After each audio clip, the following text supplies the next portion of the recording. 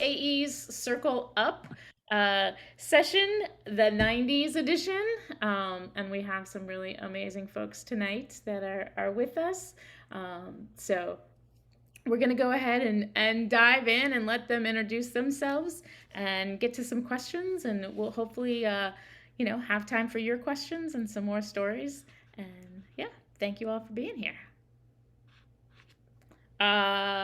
Tony, do you want to start us off with a little introduction about positions you've held in AE, number of years you've been involved in experiential education, and where you are now? Oh my.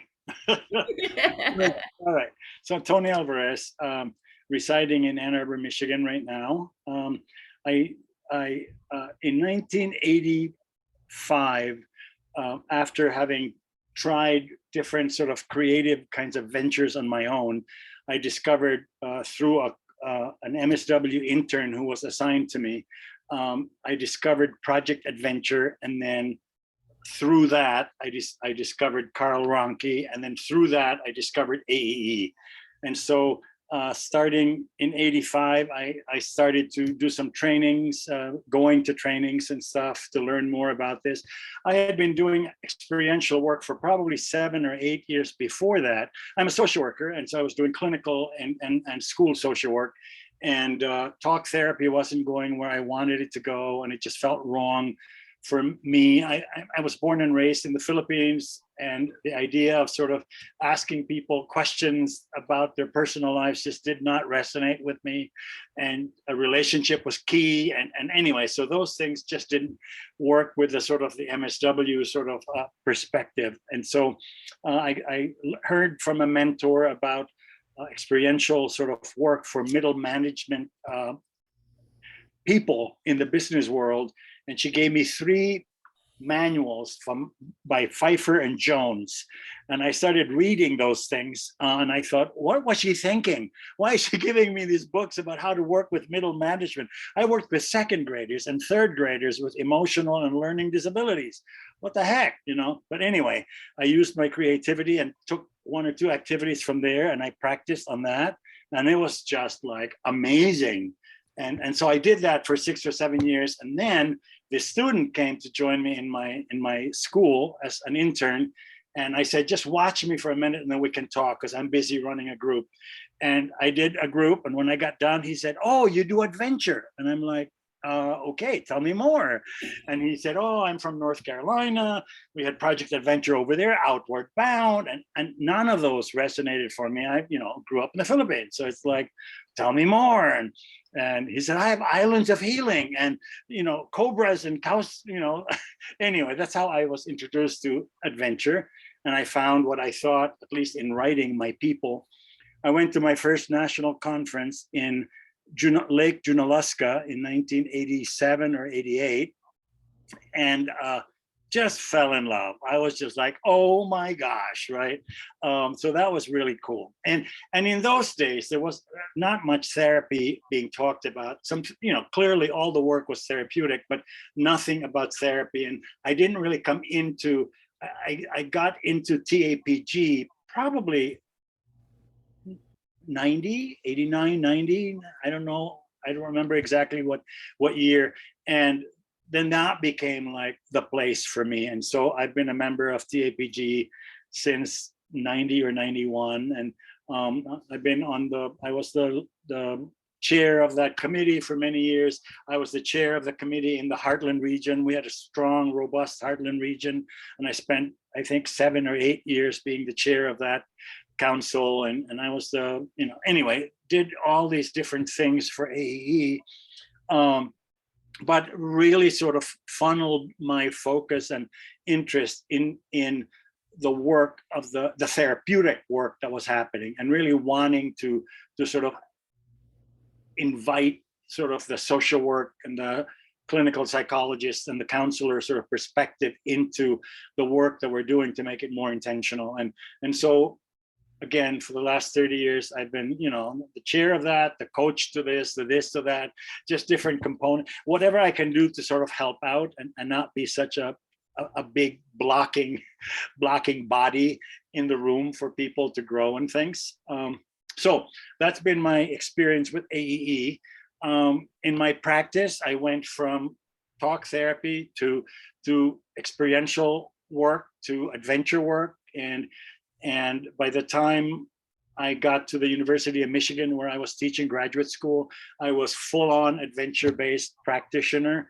All my teaching was experiential. All of my practices were experiential, and I tried to create a certificate program for adventure therapy through the University of Michigan, and the university legal counsel decided that that was too risky and at the time, and so they put a nix to that. And so I'm sort of glad that out of that work came CSAT, which is what's going on now with the clinical licensure or certification for adventure therapy.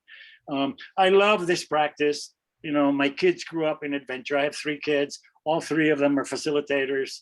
They're all experiential sort of workers. They all do justice work. Yeah, my company is Alvarez Consulting. It started off with me and Gary as consultants and doing facilitation. And after he retired, I took it on for myself. And then my 3 kids joined me. And so we were the 4 facilitators for this company. And then since then, they've all surpassed me. And I just sit back by the curb seeking handouts from them. Well, they do amazing work. So yeah, I think that's good. Thanks, Tony. Mm. Awesome. Awesome. Michelle, would you like to introduce yourself? Sure. I'm Michelle Cummings. Current day, I own and operate Training Wheels, which is a portable team building company. I train a lot of trainers. I'll do a lot of training of new facilitators. I still do corporate development work as well. And but I also work with teachers. Basically anybody that works together as a team, I do training for. And so not only do I do team development work internally in organizations, but I also do lots of train the trainer programs where I teach other people new team building games and things like that. And Training Wheels itself started in 1999, so the very tail end of the 90s. And so it's just been so fun to grow over the course of the last couple of decades. But why I wanted to come in the 90s group and kind of speak here is that I feel like in the 90s, this was where I also discovered experiential education, as well as not only AEE, but that's where I just found that's where I found my professional home. So I actually graduated college in 93 and got my bachelor's degree in psychology, and I went into adventure therapy as well. So I worked at a wilderness camp for troubled kids that were making some pretty poor choices in the back home. And so they sent them out to this wilderness camp, and the average length of stay was 6 to 9 months for the kids. And it was the hardest work I've ever done, because it was 24/7 on with kids for long periods of time. Our work schedule was 120 hours on, 48 off, 120 on, 48 off. You were not guaranteed sleep in that 120 hours, right? So there was one particular week that was a pretty rough week. And I remember my co-counselors and I, we were awake 105 of those 120 hours. So that was a little rough week. But what I loved about that work is that's where we had an alpine tower. That's where I first got exposure to ropes courses and team building activities and things like that. And so what I loved about that is I saw rapid advancement in the kids, and their treatment plan and their progress towards working towards going home after we would do the experiential work. And so I was like, I want to learn more about why that stuff works so well and so rapidly. Like I got so much further with that. So that's after I was there a year and a half, and then I went to Mankato State. Well, at the time it was Mankato State University. Now it's Minnesota State University at Mankato. They changed the name of my university, but so then I got my master's degree in experiential education. Jasper Hunt was my advisor.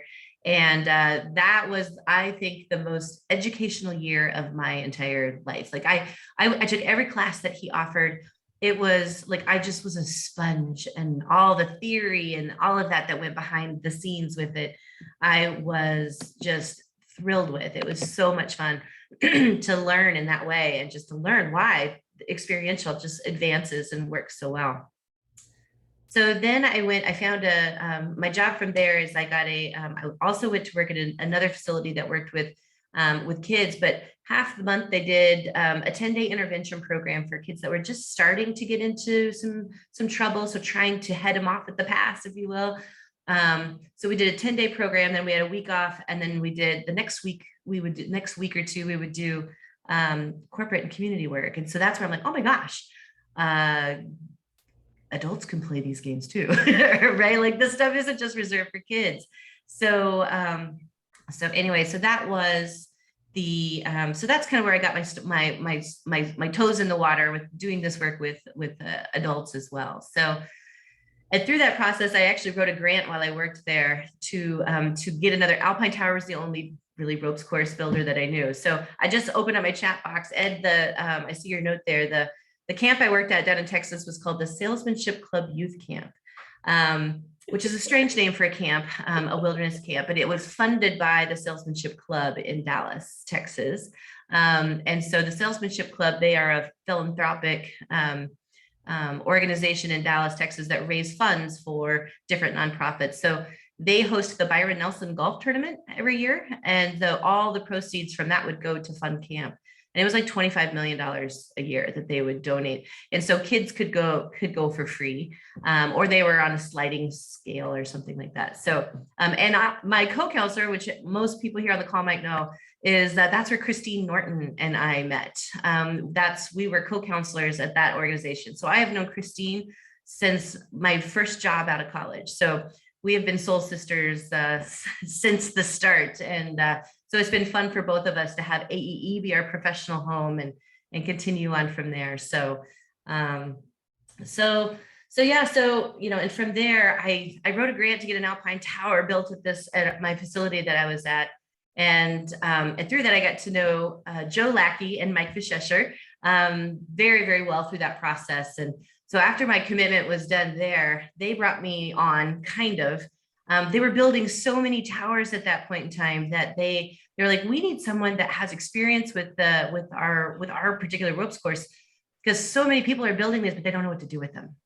And so they're like, we would love to send you like 3 months, 6 months at a time to go to these new facilities and help them build their course, write their staff manual, hire and train their staff, and start their marketing plan and walk them through their first, 3 to 6 months worth of clients, and then move to the next facility and do the same thing again. So I did that. That was so much fun for me. I was also single, so I didn't have any dependents, and I could just pick up and hop and move wherever I wanted to around the world, around the country. So that was really rewarding for me, and just get creative with marketing. How do we get people to come and experience, experiential education in this way? So so I did that several times, and the last place I did that was in Colorado. And the day I moved to Colorado was the day I met my husband. And so that Colorado has been home ever since 1998 is when I moved there. And so that last facility, I worked there for a year and got that program going. And then at that point, then we were engaged. And so I couldn't just pick up and move to wherever the next Alpine Tower course was. So at that point, I thought, okay, well, if I can't build a tower where people could come to me, maybe I could build a portable course and I can go to the people, and everything else could go out from there. So that's when Training Wheels was born in 1999. And I started with one product, one kit, and training. And now today we have over 350 different activities and books. And, so now I'm kind of a warehouse or an outlet where I acquire and sell books and things like that from many other people in the industry, several of them that I see familiar faces on and this call as well. And it's just been a joy, a total joy. Like I have just loved creating new things that, and training and presenting workshops. My first AEE was in Lake Geneva, Wisconsin, when I was in grad school at Mankato. And I remember showing up there. I'm like, oh my God, there are 1,000 people that know what rubber chickens are and know what to do with them. Like that was so fun. for me to finally find my people and find other people. So I have been to every AEE since. And so again, this is my professional home. I've had, various involvement as far as like helping out with different regional conferences, and I was on crew one year, and I've presented most every year. There were a few years I probably didn't. Early in my career I didn't, but ever since I've had training wheels, I think I've presented every year at the international conference, and then also several of the regional conferences as well. So I love this organization. I love the people. I love the passion. I love learning by doing, and it's one of those that I can't imagine doing any other job. And it's one of those that I feel very blessed. I found it so early on in my career, and that, and I know that the ripple effect of this kind of work completely transforms and changes lives. So, and when you're in the business of making people better people, like there's just nothing more rewarding than that, I don't think. So, so anyway, so that's a little bit about me, and I thank you so much. And I also I turned 50 this year, and so did AEE. So I'm like, okay, hey, that's a good 72 was a good year. Yeah. Can hear you, Sherry. Thank you, Michelle. You're welcome. Appreciate that. I see Binky joined us too. Binky, good to have you on. Awesome. Binky's hopefully going to be one of our panelists tonight also. But Rita, would you like to introduce yourself? Well, my name is Rita Yurkis. I'm probably one of the older people here. My journey started as a kid. I never really fit with what a girl was supposed to do. I was always out playing and got thrown out of Girl Scouts because I wanted to play and go camping, and they didn't want to do that for some reason. I kept at it, and I just like to learn by doing. And so I pursued that. I was training special ed students from the University of Tennessee when I was a high school sophomore to work with differently abled children. Did that for a couple of years, went on to my master's degree. I tried to combine physical education and special ed, and I was like, couldn't find a place where I could go do that. So I just sort of made my own way. Decided I'd go teach at colleges and universities and try to develop outdoor programs, because that was always a theme in my life. And landed at Towson State University with a guy named Craig Dopkin. And we were sort of misfits in that program, that people didn't understand why we wanted to do stuff in the outdoors with students. He went to Outward Bound, I went to Knowles, and then we kind of came back together and created a program that was considered a minor. We had more kids in that minor than they had in the majors. And it just took off from there. And went to my first AE conference in '81 in Montreal, or I think it was 80. And I did not feel very welcome there. There was like a bunch of guys everywhere and lots of climbers and the whole 9 yards. And they just didn't seem to be too welcoming for women for some reason.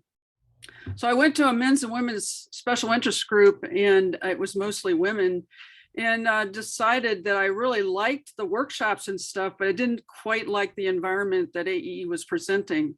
So I decided, well, let's start meeting. And so a lot of women started meeting and feeling a safe space. So from there in '81 till '86, we created women's special interest group, then a women's professional group, and then they ran me for the board.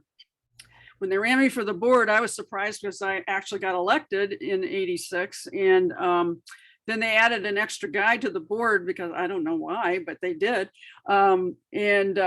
Served on the board. I had to print this out because I've done different positions for 20 years in AEE. So I was in the women's interest group from '81 to '86, and then on a board member from '86 to '90.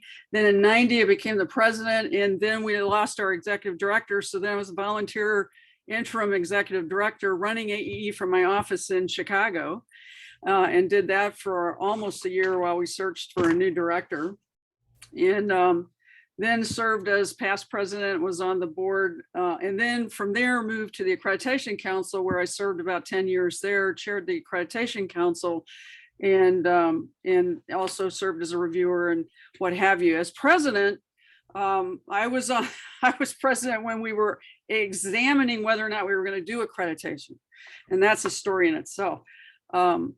but I have to say that this group has always had a special place in my heart because of the tremendous programs and individuals that have worked in experiential education and the impact that we have on our world and how badly we continue to need that today. And so I would say that it's been my privilege to be involved with colleges and universities that turned out people like Sky Gray and Jose Gonzalez and, you know, some other folks. I'm sure I'm too many I can manage to remember. Sky might remember some. But I learned as much from them as they ever learned from me, and I continue to learn from them because they keep making wonderful contributions to the field. So that's my story. I'm sticking to it, and I'm so privileged to be with you this evening. Thank you, Rita. Simon, you want to introduce yourself? Hi, Lee Gillis calls me a recovering academic, and I kind of like the title. Recently, I've been relapsing into getting wrapped up in a bunch of research studies that other people are doing. So even though I've been retired now for about 5 years, it seems I'm still involved. I counted up 50 years in outdoor learning and about half of them with AEE. I was the student representative to the steering committee for the 1983 George Williams, later Lake Geneva campus. And I think I left in the mid 2000s from AEE. Two of the things I'm probably most proud of, you know, I've written stuff and sat on committees and chaired this and all sorts of things. Probably the things I'm most proud of is Dan Garvey made me the international ambassador. And when I traveled around, I recruited people to join AEE from outside the United States. And I think that made it a more global organization. And then the second thing is recently the CHIP project. If you haven't seen that, it's aee.org/CHIP, all lowercase. And it's just a bunch of people writing up summaries for public consumption about parts of what we do, and anyone's welcome to add to it. And yeah, that's about it. Thanks, Simon. And yeah, check out the CHIP project if you haven't. It was an amazing effort by Simon to corral and gather all the folks who participated in it, and we really appreciate all that information is available to the public and to our members, and can be downloaded. So if you have questions about something, or you have participants who have questions, or you're trying to convince your administrators to support your program, there's all kinds of information there cited with research to help you out. So, and he definitely had to corral. So he did a very good job. He had to corral how many facilitators to try to get this project done? So Simon was an excellent. Yeah, I think it was like 4 dozen plus, maybe 50 people. Yeah, 50 facilitators. It's not just participants. He had to wrangle 50 facilitators. So hands down, that was some work right there. Thank you, Simon. Yep, no worries. Doesn't everything involving AEE have something to do with corralling, though? Like, let's be honest here. Yes, I would say yes, Pinky. And Pinky, do you want to introduce yourself? We're just doing, what happened along your experiential education journey, how you got involved with AEE, anything you'd like to share, and where you are now. Well, I am in my office right now in Little Rock, Arkansas, where it is 100 degrees outside, and we have been programming all summer long in high heat, high humidity. Oh my goodness. But it's amazing because our campers are still happy and still enjoying things. And I've got a little kind of sick one in there, so I may have to go see what's going on with him. But I've been at the Pfeiffer camp for 38 years, I guess. I started here as a camp counselor in the summer. Sanford was the director at the time and still is. And eventually married him. And we've worked together pretty much that whole time. I'm sorry, I'm wiped out too, because I did swim lessons today in the 100-degree temperature. But AEE, yeah. So my first AEE conference was St. Paul in 1990. My favorite thing from that conference was Xperia Day. I loved that. And we've modeled that for a lot of our programs that we do when we take kids on field trips. You know, they're more than just like a field trip. They're experiential. So I really enjoyed that. I was also kind of taken aback by it. Like, you know, AE people are a little overwhelming at times, but still to this day. But you know, we kept going back to international conferences for many, many years. And then our daughters would go with us. That was always so much fun. In fact, they're both, I'm going to try to get both of them back to the 50th. One of them is 21 and one of them is 24. So, and they're both kind of doing, well, one of them is definitely doing some experiential stuff. Oh, look what you've got. Oh my gosh. Let's see. We can't hear you, Sherry, but I see that picture. I'm pretty sure that's your girls. That is, yeah, That's that's Sanford. Stanford. Sure is. So yeah, so you know, they did the name tags and stuff for several years. And it just hang on just one second. What's going on? Yes, you may. Go to the one right here. Right through that door. Yeah, in the hallway, go to the left, right there. Oh, y'all, this little fella. Oh my goodness, he has had such a hard life. And I talked to his mom yesterday and just was telling me all the things that he's been through. And just 10 years old, wants to go home, but he's now acclimated. And this is what keeps me coming. This is what drives me, you know, love this little fella. Even though he's hard to deal with. And it's like, it's 100 degrees. Can we just get along? But anyway, yeah, AEE is great. My favorite roles, I think, have been when we've hosted regional conferences at the camp. I've loved that. I got to host the international conference in Little Rock. So much fun. I loved that. And just participating, and it's so fun to see all your familiar faces. I just try to call Sanford to tell him to get on, but well, I mean, I'd have to help him get on, right? Let's be honest. But but anyway, I don't know how many of you are going to AEE in the fall, but good. So I hope to see you all there. And Simon, thank you once again. Simon did some research for us, used some of our data and put together a wonderful workshop. And I have reviewed it, Simon, but I'm waiting on Sanford too. And I'm also waiting on Sanford to help me finish the AEE statement of diversity for the NINA project. So anyway, that's where we are. And I'm gonna have to bow out for just 1 second to go see what's going on. And while she's bowing out, I'll just add that the findings for the study were remarkable. They've been doing this for 33 years. They gave me 24 years of data. I subjected it to a meta-analysis that shows consistently over 3,000 children for 1 month of programming increase several months in their spelling, their math, their reading ability. All of these kids at risk academically, their self-esteem, all of that goes up. And these guys have been doing it for 33 years, and the evidence is overwhelmingly irrefutable. So an impressive program, and I'm sorry she's not here to hear that said about her, but they've both done an amazing job. That's awesome. Thank you, Simon.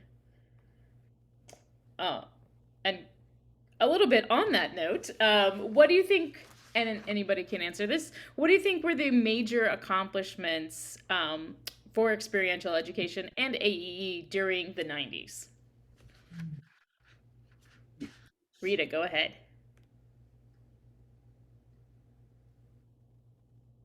I would have to say a couple of things. One is working on inclusion, which we continue to work on to this day.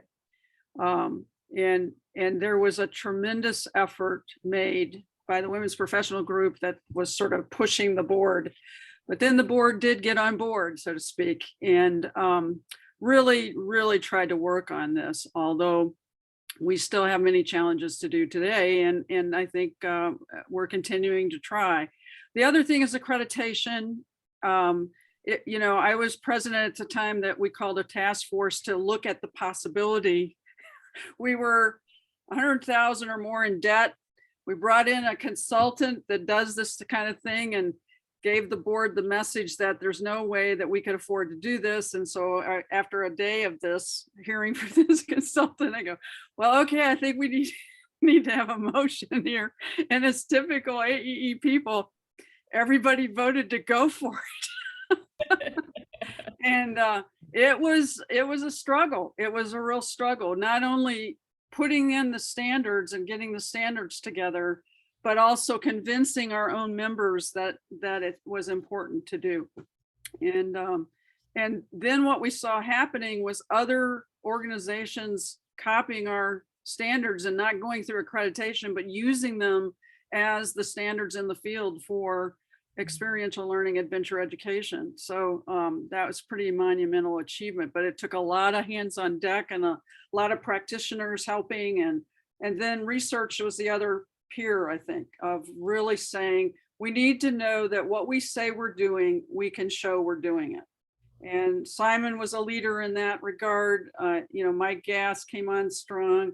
Lots of university people were doing studies with their graduate students and that kind of thing. And then the publications, the journal, and getting women published, before it was just, I'm sorry, all the guys were getting published, but none of the women were getting published. And I have to give Peggy Walker Stevens and Betsy Donglash, two of the earliest women who worked with the board, as sort of catalysts to help people get published. And then we started getting people on editorial committees and actually guest editing and that kind of thing. And so I think just getting our message out to a broader audience as well. I'll piggyback that a little bit, is that for me, I was, because I was younger in the 90s, that was my very beginning of my professional career. And because of women like you, Rita, and Denise Mitten, and, for me, when I entered, I never had that same feeling that you did from I always felt welcome. And I always felt like I had women role models that were there. And for me, I instantly saw a place where I could be also looked at. I aspired to be like you all at one point, in my career, because I'm like, this is a place where women are actually recognized and welcome. And so now I will say, when I started training wheels, I did experience some backlash, because I felt like at the time I was one of the only female business owners at that point in time. And I got some pushback from some organizations and some male members of the community that were like, we don't need that. We don't need what you do, because it's already in the industry. And there's not space for more where we can just. So anyway, so I experienced that a little bit, which just basically made me put my britches on a little bit tighter. And I was like, oh yeah, we'll watch this. But for me, finding a professional home where I had role models like you all was really instrumental in me. I wanted to be like you. I wanted to be like that. And that was deeply seated in me. So that was a great example that I have. So thank you for your early work to pave the way for people like me, that now, again, the ripple effect from your early work was so needed for people like me. In addition to, may I piggyback on that too? For me, the 90s, at least two things jump out at me. And one is that the regulatory function of AEE sort of kicked in more intensely. And so whether it was with the women and the groups and trying to make put a hold on that, but also with the NALA group, right? Those of us who were people of color who were showing up and feeling sort of just like being very isolated.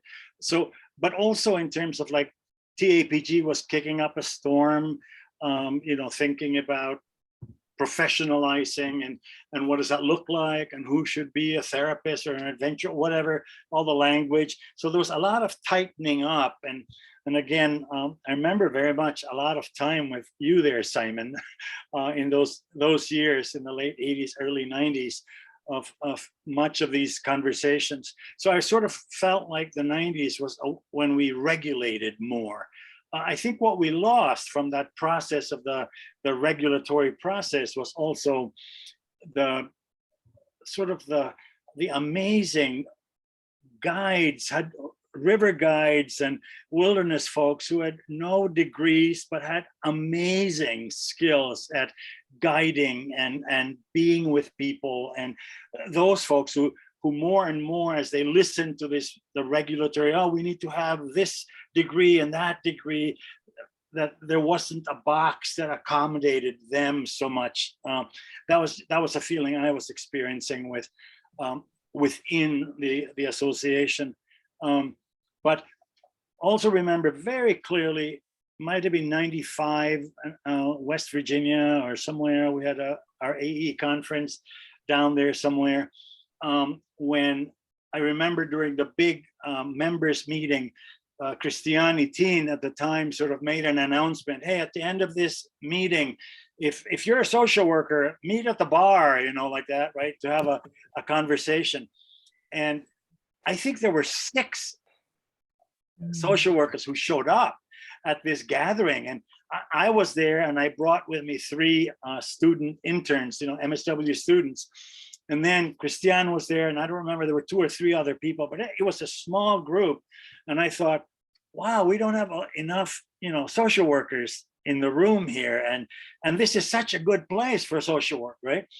I won't even attempt to ask that question in the AEEs of the last 10 years. There won't be a room to hold the number of sort of social workers and licensed counselors and clinical psychologists who are sort of part and parcel to what AEE is. So I think we've that group of folks also sort of, jumped on board into the mix. Also, final comment, it was also in the 90s when we had the likes of, Lee and Mark Ames and Kim Wasserberger, and I happened to be part of that, doing our funny. I have it here. It's on my next to my desk. We provided several of these. It's the relationship, stupid. And we had these workshops that Lee and Mark and Kim and Keith Russell and we would do these workshops on speedy rapport. We'd get our participants into the room, and then we'd send them out into whatever city we were in. We just tell them, go and build rapport with anybody and tape record all your work and see what happens. And I just thought we could do those things, and like there was just that energy and that wonderfulness, the quirkiness that that you also referenced, Rita, but in and out of that, right? So anyway, I thought we grew a lot in the 90s. And I'd like to add an analysis of part of what Tony was saying. I think prior to the 90s, we had just recognized that reflection, facilitation, metaphor were all important parts of the puzzle. And it was in the 90s that we started to develop those. And I believe the focus on the psychology and educational components drove away the recreationally focused people. Yep. They formed a separate organization, as did the ropes course construction people, because the organization could not be all things to all people. Yep. And as organizations evolve, I think that's pretty typical. There's often offshoots of them. The other thing that I think is important to recall back in the 90s was several deaths in the adventure therapy related fields. They may not have been adventure therapy as we would define it today, but they claimed to be. And as a result, it was necessary to form sub-organizations like Outdoor Behavioral Healthcare and TAPG's ethics statements. That was a remarkable step forward for the profession, to be able to separate ourselves from the folks that were killing people. And we also need to remember that at that time, Britain had gone through the Lime Bay tragedy. I don't know how many of you are familiar with that, but it led to the world's first, at least that I'm aware of, criminal negligence trial in the courts.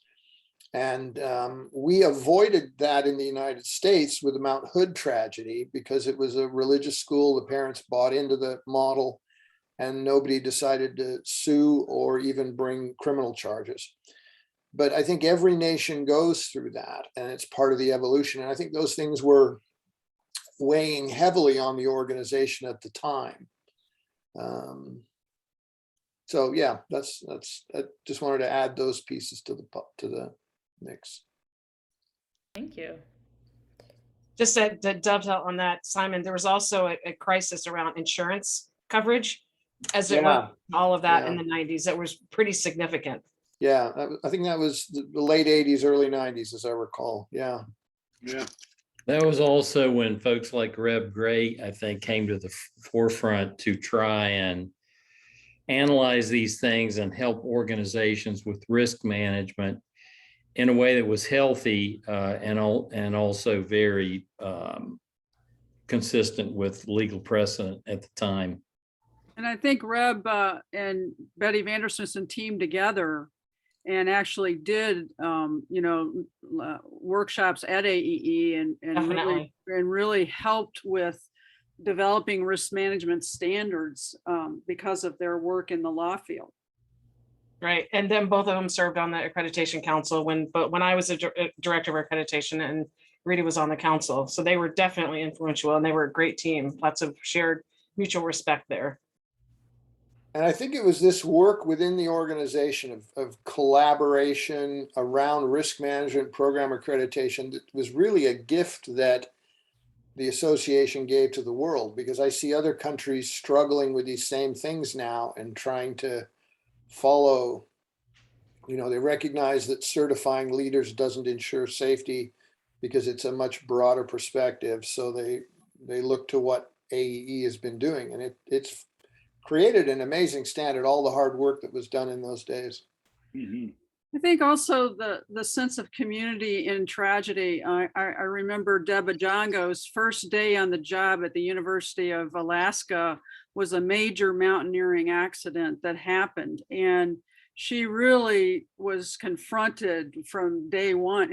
She was on another course and a helicopter came in to get her, to take her back to the site of the tragedy. And students lost their life that day. And I remember Judd Williamson and other people on the accreditation council, she called and we just mounted tremendous support for her in the program and also the victims and what have you. And out of that, I think she wrote a book about her experience, but it also informed informed a lot of the standards as we continued to revise them. Mm-hmm. I don't remember the year, but when Craig had his accident, what was that, in the middle 90s? I think so, yeah. And It was Wisconsin. It was right before the Lake Geneva conference, like Wisconsin. a couple weeks before then, because I remember I had not met Craig, but there was so much buzz about it at the conference that year. I was like, who is this guy, right? Yeah. So I just remember when that happened because there was such a somber sort of affect in the conference with groups of folks, and I think it made me. It might have been the first time that I thought, oh, this is like for some people this is family, that there's this connection, and that whether you knew Craig or not, but you knew the experience, right, and what was going on and stuff. And it was, I think, also the 90s was when Play for Peace got organized, right, as a subjunct of that, Mike and Michael Terrian. Terrian, Michael, I think that was the 90s. Yeah. So Tony, to piggyback on something you said, the NALA group also, I remember I helped with the first conference that was held at the Rosebud Reservation in South Dakota with Lemoyne, LaPointe and whatnot. And I remember going and staying there on the reservation, and people flew in from all over to go to this conference. And it was a beautiful gathering of people. And so I helped out on with that first conference and then subsequent ones that were at Rosebud from then on. But That was such a, for me, that was also, I grew up in rural Kansas where there was not a lot of diversity. And, when I was a kid, I told I begged my parents to send me to every camp that they could afford or that we could do. I even fundraised my own so I could go to camp, because that's where I actually got to finally experience diversity, was at camp. And, so for me then to have that, to really start welcoming that and celebrating that in AEE, that was a fun process for me, and just the richness that I think adds to AEE when we can be more inclusive and create a space for people to feel safe, to share, to feel welcome, and that was rewarding for me.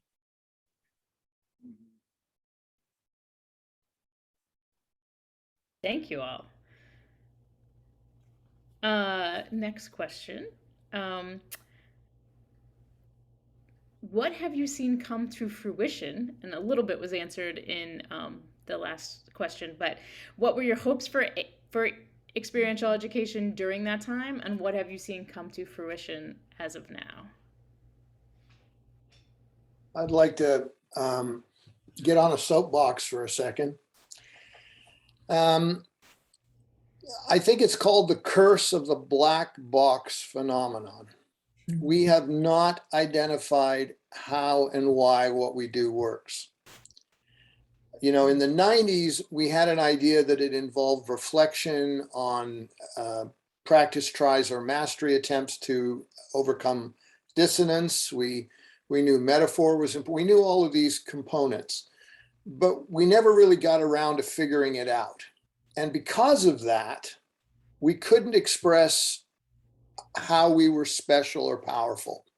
We knew we were, we just couldn't communicate it. And because we couldn't communicate it, education and psychology and other existing professions marginalized us. They pushed us off to the edge. And we didn't get our place at the table. And I think that continues today because we haven't properly addressed our mechanisms of change, the so-called black box, that something good happens between flipping the switch for input and the light coming on for output, but we have no idea what happens in between. And I think the second thing that it's impacted us on negatively is that because we haven't been able to establish ourselves, because we've been marginalized, our language has been usurped by others. The term experiential is now about marketing. It's now about internships, which are all related, but it's not what it initially was with our movement. And even the term adventure learning. Nowadays, the general public understands adventure learning as passively observing online an expedition with school kids using possibly VR or augmented reality. That's adventure learning in the schools now because of online as a modality. So we lose our language, which further disempowers us as an association. So my soapbox is we need to sort out that curse. We need to figure out exactly how the black box works. And we know part of that, but that research needs to be finished by somebody. I'll shut up and get off the box. So to counter Simon's box, if we look historically at the development of experiential education, we have to go way, way back. And if you look at the early 1900s, people were doing experiential education before any of us were. And they, I think we all strive to have a field that we identify with. And if you stop and ask people, okay, what's your major job? A lot of them will say, well, it's social work, or it's education, or it's I'm in business for myself. Very few of them say I'm in the experiential education field, because then you have to explain it for 20 minutes. What is that? And I guess I have to come back to, so many different folks use our methodology and claim it as their own. That's not necessarily a bad thing, because it is being impacted on society. However, when you're trying to establish your field, it feels like a bad thing. So I don't know. I go back to, before there was social work, before there was recreation, before there was physical education, because if you look at the development of those fields, they will claim the same thing. We've been marginalized, and yet other people find ways to utilize what they do in what they're doing. So I don't know what the answer is, Simon. I agree with you that, we haven't been able to necessarily show the connection and do it with a research model, but every one of us know it works. Yeah, I fully agree with you. Because we've seen it. I think previously marginalized disciplines like physical education, like recreational leisure studies, have gotten around to figuring out their black box philosophically and practically. We have not. And in many ways, we lost the plot on that. We just gave up, and that troubles me. So Simon, I'm curious, would like ROI studies and things like that, is that where you're feeling where we're lacking, where we don't have like good data to give out to people? Is that what would that be helpful, or is it more research based where because I know we had, Dale's Cone of Experience, Dale, I forget his last name, with the, when he was like, you retain 10% of what you hear, 20% of what you see, and the cone thing. Dale's Cone of Dale. What is Dale's last name? I can't think of it off the top of my head. It's 70% of what you do. Like that. Those percentages. I felt like that work was trying to do. I think what you're describing here. No, that's different. And in some respects, those percentages were guesstimates. There was no research behind them. Okay, that's good. What I'm suggesting is we need to understand the mechanism of change. I believe I have an idea of what that is and how it occurs, and the various things that occur in that. Someone else may have some other ideas. We need to test this, and then we need to figure out whether or not it can be adjusted for dosage. So I want to get this change in a client. So how much risk-taking, how much conflict resolution, how much exercise, how much nature immersion is necessary to get that result?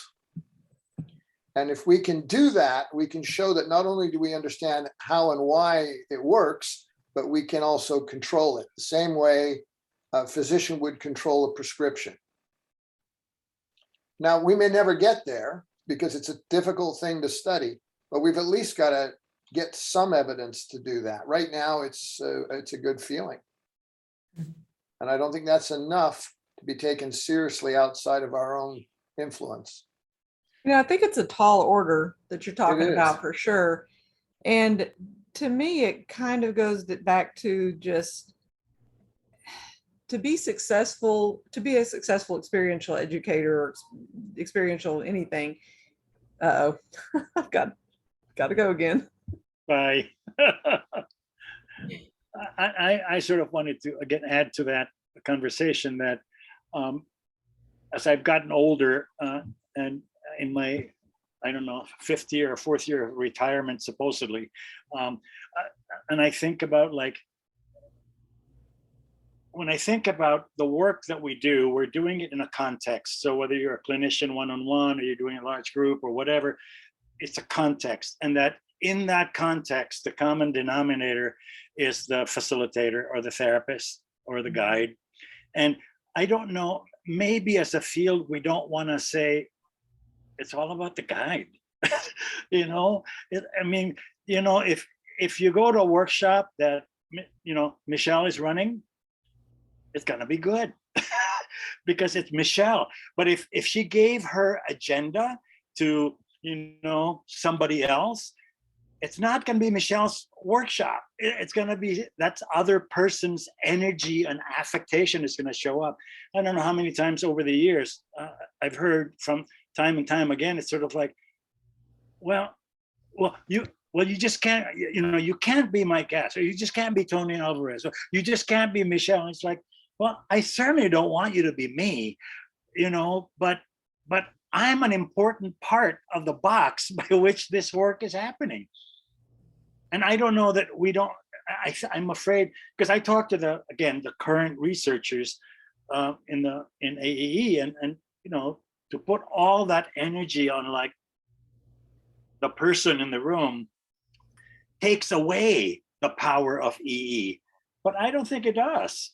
I just think it complements it, and that there's certain facilitators that bring a certain thing into the room that really enhances the experience for the clients. And you know, when those folks are much more alert and aware and are doing a good job of assessing and matching their actions with sort of the people that are in the room, and they use proper pronouns when asked, and they you know, they don't disregard the females in the room, right? When people pay attention and do good work, it creates amazing things in the box. Yeah, it's I think the facilitator, their techniques, their style are all part of that black box. Absolutely. But that's not all there is to it. You need someone who can affect all of those things. Yeah. Right. Binky, you were cut off, I think, by another toilet visit. What were you going to say?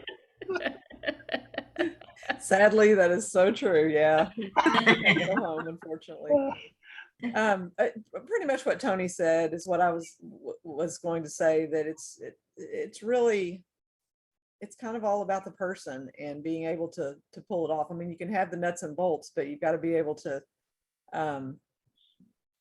deliver it in such a way that and be in tune with the moment in such a way that is so hard to teach.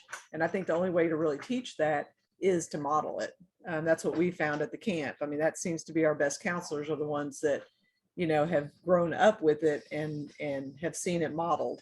Yeah. And lots and lots of reflection, you know, figuring out what's the best.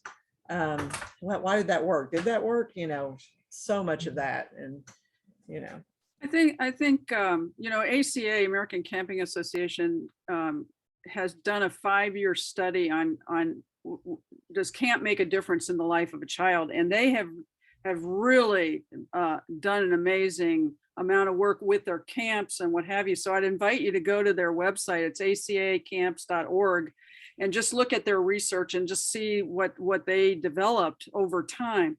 I think our strength is our methodology that is shared by so many different gifted folks that are members of our association.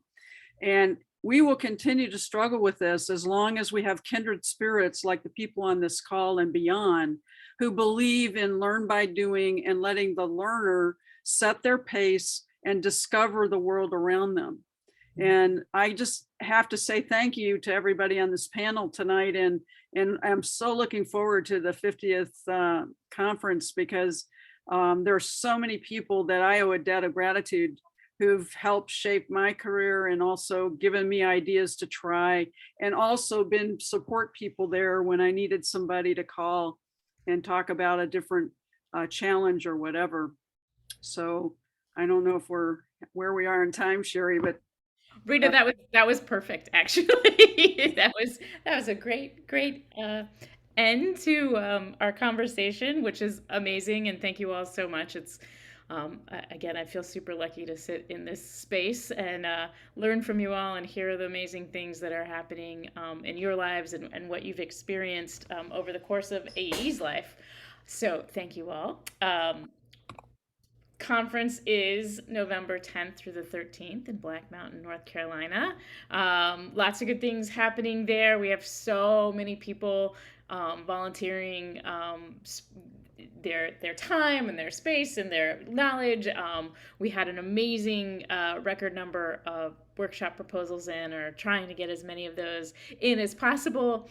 So yeah, just really great stuff happening. Registration for that will open tomorrow, so check that out. And yeah, thank you all for being here. Again, thanks to our panelists for being part of this and for continuing to be part of AEE and for all the work you've done over the years. It's really amazing to hear about and learn about. I really appreciate it. And we will have the aughts, the 2000s next month. So we hope you all join us then for that one. And we're creeping up on the present day and hoping that'll bring us to the conference. So thank you all very much. Have a great night. Thank you, everybody. Such a great discussion. It's great seeing everyone. Michelle, have a safe flight home. Thank you. Yes. Mabuhay.